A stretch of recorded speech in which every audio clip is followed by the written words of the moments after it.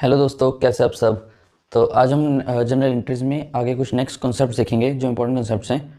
And इसमें सिर्फ हम कॉन्सेप्ट देखेंगे और नेक्स्ट एक लास्ट कुछ वीडियो आएगी जिसमें कि सिर्फ और सिर्फ क्वेश्चंस देखेंगे और इंपॉर्टेंट एंड मुश्किल क्वेश्चंस देखेंगे। और नेक्स्ट और लास्ट पार्ट होगा हमारा, ठीक है। तो इसमें हम सबसे पहले देखते हैं मेथड ऑफ अकाउंटिंग। तो मेथड ऑफ अकाउंटिंग दो पार्ट की होती है, एक एक्रूअल बेसिस और एक कैश बेसिस। एक्रूअल बेसिस होती है कि इनकम एंड एक्सपेंस हम तब बुक करते हैं जब वो हमारा हो चुका होता है, कि income is recorded when it is earned and expense is recorded when it is occurred, ठीक है। इसका मतलब कि हमें कैश से कुछ लेना देना नहीं होता, मतलब अगर कैश मिला है या नहीं मिला उससे कोई लेना देना नहीं है। जैसे सपोज बिल्डिंग का रेंट है, तो रेंट क्या है, एक्सपेंस है। तो अगर वो साल पूरा हो चुका है, एक 1 ईयर कंप्लीट हो चुका है, ठीक है, तो उसके बाद अगर हमने रेंट पे नहीं किया है, मतलब कैश नहीं पे किया है, तब भी हमारा खर्चा हो जाएगा। हम उसको बुक्स में एज अ एक्सपेंस रिकॉर्ड कर लेंगे कि क्योंकि हमारा टाइम हो चुका है, उसका रेंट ड्यू हो चुका है। अगर हमने पे नहीं किया वो अलग बात है, लेकिन एज अ रेंट ड्यू हो चुका है, ठीक है। तो इसको एक्रूअल बेसिस बोलते हैं कि इनकम हमने अर्न कर ली है, कि इनकम अगर हमने अर्न कर लिया तो उसको एज अ बुक्स में रिकॉर्ड कर लेते हैं हम, कि चाहे हमें उससे मिली है चाहे नहीं मिली है, चाहे हमें उससे रिसीव हुई है इनकम चाहे नहीं रिसीव हुई। तो एक्रूअल बेसिस का होता है income and expenses recorded in books, income when it is earn and expense when it is occurred. तो इसको ऐसे बोलते हैं, ठीक है। तो सेकंड मेथड ऑफ अकाउंटिंग क्या है, कैश बेसिस। तो अगर क्वेश्चन में कुछ ना दिया हो तो हम normally generally accrual basis follow करते हैं। एंड कैश बेसिस अगर क्वेश्चन में स्पेसिफिक दिया हो कि follow business is follows the cash basis, then हम कैश बेसिस फॉलो करते हैं। तो कैश बेसिस में क्या होता है कि जब हम सिर्फ कैश पे करते हैं या रिसीव होता है तभी हम उसको इनकम एंड एक्सपेंस रिकॉर्ड करते हैं, अदरवाइज नहीं रिकॉर्ड करते हैं, ठीक है। तो साल जैसे 31 मार्च हम फाइनेंशियल ईयर कंप्लीट होता है हमारा, तो उसमें हमारा रेंट हमने पे नहीं किया तो रिकॉर्ड भी नहीं करेंगे अगर कैश बेसिस है तो, ठीक है। तो 31 मार्च कंप्लीट, तो हमने कैश नहीं पे किया तो हमारा कैश बेसिस में हम उसको बुक्स में नहीं रिकॉर्ड करेंगे। अगर ये सपोज एक्रूअल बेसिस है, सपोज का मतलब सारी जगह एक्रूअल बेसिस होता है। अगर क्वेश्चन में नहीं दिया तो वो आप बाय डिफॉल्ट ही एक्रूअल बेसिस ही होता है, क्योंकि अकाउंट्स हम एक्रूअल बेसिस पे ही बनाते हैं, ठीक है। तो एक्रूअल बेसिस में क्या होता है कि अगर हमारी रेंट सपोज रेंट या इनकम कोई भी मान लो, अगर सपोज हमारा इनकम या एक्सपेंस हो चुका है और अगर हमने उससे पे नहीं किया तो वो हमें उसको प्रॉफिट और लॉस में कंसिडर करते हैं एंड उसको बुक्स में रिकॉर्ड करते हैं। सपोज मेरी सैलरी थी, सैलरी आउटस्टैंडिंग सैलरी होगी, तो सैलरी मैंने पे नहीं की, ठीक है, पर वो ड्यू तो हो ही चुकी है। तो ड्यू होगी तो वो मेरा खर्चा हो चुका है, तो खर्चे में P&L में रिकॉर्ड कर लो और उसको एक तरह से लाइबिलिटी ट्रीट कर लो कि सैलरी आउटस्टैंडिंग सैलरी बोलते हैं उसको, कि सैलरी मतलब पे करनी थी पर नहीं की अभी तक, ठीक है। तो ये मेथड ऑफ अकाउंटिंग हो गया, first accrual basis, second cash basis. तो दोबारा से देखो, accrual basis income is recorded when it is earned and expense is recorded when it is occurred, ठीक। Cash basis recorded only when cash is received और paid, clear है। तो इसके बाद एक्रूअल बेसिस में 4 नए वर्ड्स आएंगे जो आपको कंफ्यूज कर सकते हैं। सबसे पहले 2 इनकम के हैं, 2 एक्सपेंस के हैं, ठीक है। तो इनकम के क्या है, जैसे कि मेरी इनकम हो चुकी है बट मुझे अभी रिसीव नहीं हुई। जैसे एक टीचर की है, उसने सारा साल बच्चों को पढ़ा दिया तो उसकी इनकम हो चुकी है, अर्न कर लिया उसने, बट उसको अभी रिसीव नहीं हुई है, तो उसको हम क्या बोलते हैं, एक्रूड इनकम, ठीक है। एक्रूड इनकम मतलब इनकम अर्न हो चुकी है बट वो रिसीव नहीं हुई है, तो उसको हम प्रॉफिट लॉस में हमारा प्रॉफिट हो चुका है, क्योंकि उसको प्रॉफिट लॉस में हम कंसिडर करते हैं, उसको P&L में क्रेडिट साइड पे डालते हैं कि हमारा प्रॉफिट इनकम अर्न हो चुकी है, ठीक है। एक इसमें सेकंड पार्ट होता है इनकम रिसीव्ड इन एडवांस। जैसे कि किसी ने एडवांस में इनकम दे दी हमें, हमने अभी सर्विस नहीं पे दी है, क्योंकि अभी सर्विस ही नहीं दी है तो वो हमारी इनकम ही नहीं है। अगर इनकम नहीं है तो वो हमारी एज अ लाइबिलिटी कंसिडर होती है, उसको हम बोलते हैं रिसीव्ड इन एडवांस। जैसे कमीशन रिसीव्ड इन एडवांस, तो कोई एजेंट है उसको कमीशन एडवांस में रिसीव हो चुके हैं पर अभी उसने अपनी सर्विस नहीं दी है, या जिसकी वजह से उसको एडवांस मिला है वो उसने भी कॉन्ट्रैक्ट पूरा नहीं किया है, तो वो भी एक उसकी तरह की लाइबिलिटी है। तो जैसे आप एग्जाम्पल समझ के देखो, टीचर है, कोई इंस्टीट्यूट है, ठीक है, तो उसमें क्या हुआ, एक बच्चे ने जैसे फीस एडवांस में डिपॉजिट करवा दी, तो फीस एडवांस में डिपॉजिट करवा दी तो वो उसकी एक तरह से लाइबिलिटी है, इनकम रिसीव्ड इन एडवांस, तो अभी उसने सर्विस देनी है, ठीक है। जब तक वो सर्विस नहीं देंगे तब तक वो अपनी लाइबिलिटी कंसिडर करेंगे और इनकम को उसमें लाइबिलिटी शो करेंगे और इनकम नहीं कंसिडर करेंगे, ठीक है।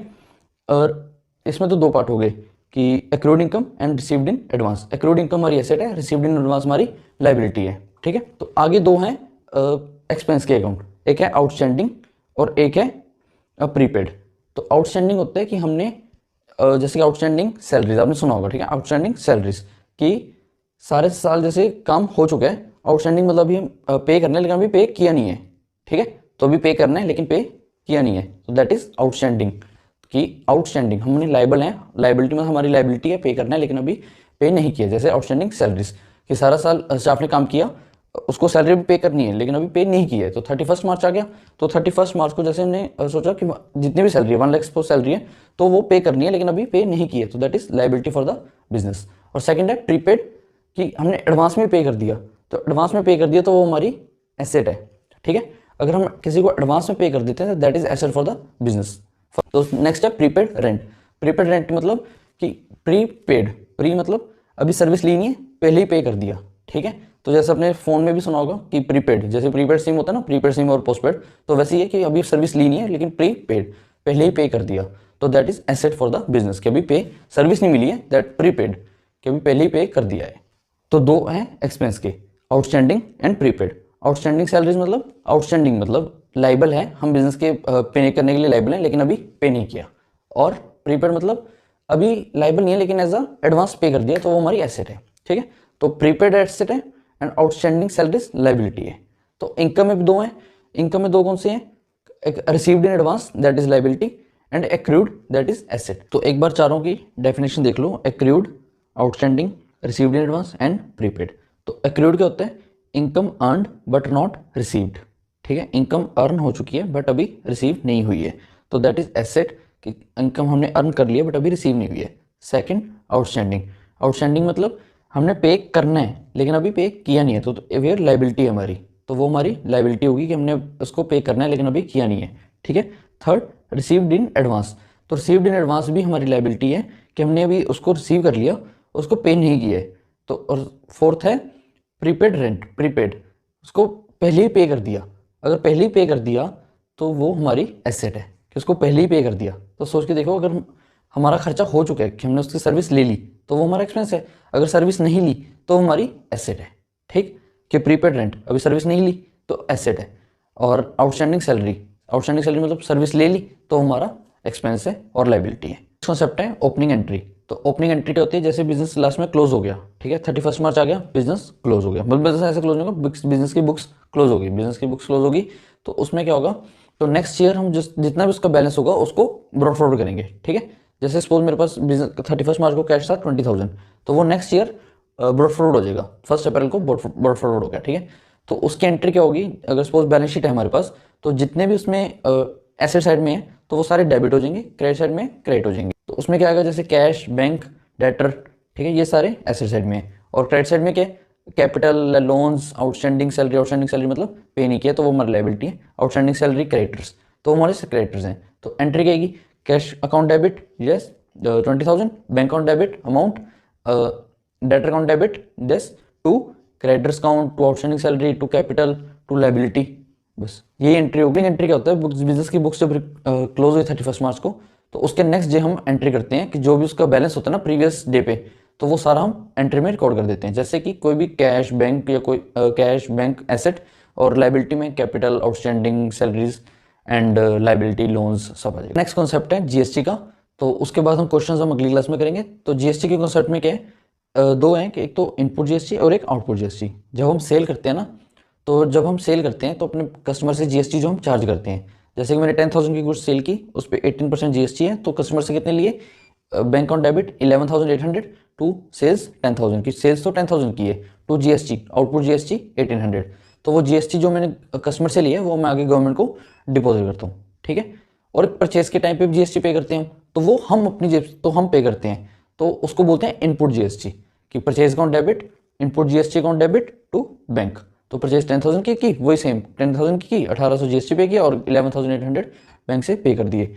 तो इनपुट जीएसटी और आउटपुट जीएसटी, इनपुट जीएसटी होता है जो मैं परचेज के टाइम पे करता हूँ, आउटपुट जीएसटी होता है जो मैं सेल के टाइम पे कस्टमर से कलेक्ट करता हूँ, ठीक है। तो आउटपुट जीएसटी मेरी लाइबिलिटी, इनपुट जीएसटी मेरा एसेट है, ठीक है।